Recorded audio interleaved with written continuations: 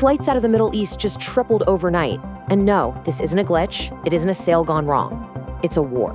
$6,000. Overnight, that became the price for a one-way ticket for some people just trying to get out. Let me put that into perspective for you.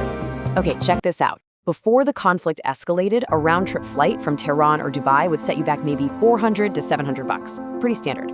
But the moment airspace started closing, any seats that were left just skyrocketed. We're talking $2,000, $3,500, and yes, some hit $6,000 for a one-way flight. And believe it or not, that's not even the whole story. We have to talk about what the airlines quietly did with their baggage fees.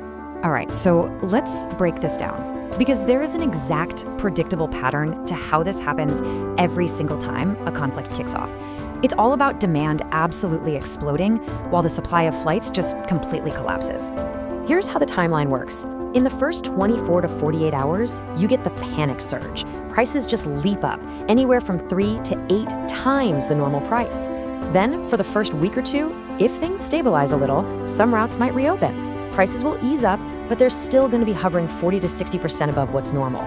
So here's the crucial point. The absolute worst mistake you can make is buying a ticket on day one. The smart move? You wait 72 hours. Prices almost always take a little dip right then, just before a second wave of demand hits. But that ticket price is only half the picture. There's another factor here that most people completely miss. Let's call it the airline's secret fee. This is the hidden cost that nobody is talking about.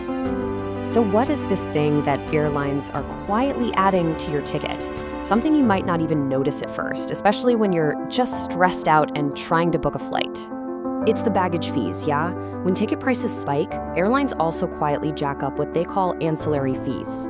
Checked bag fees on these crisis routes jumped from the typical $35 to $50 all the way up to between $80 and $140 per bag.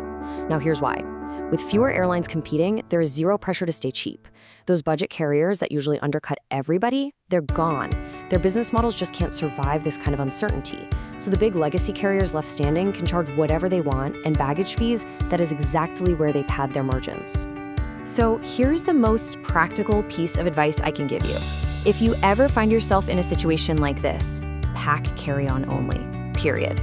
That one decision alone could literally save you over $200 on a round trip. So, this brings us to the real question on everyone's mind, right? When will this all end? Let's dive into the 12-week forecast and see when we can actually expect these prices to get back to normal. So, will prices actually come back down? The short answer is yes, they will. But it is not going to happen evenly, and it is definitely not going to be fast.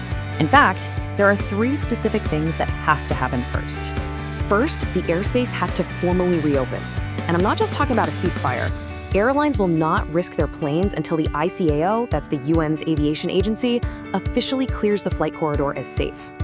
Second, competition has to return. You need at least 3 competing carriers back on that route, because without that, there's just no incentive for the airlines to lower their prices. And third, traveler confidence has to recover. Even when it is perfectly safe to fly, this part historically takes 6 to 10 weeks after a conflict ends. And this forecast, it isn't just a guess.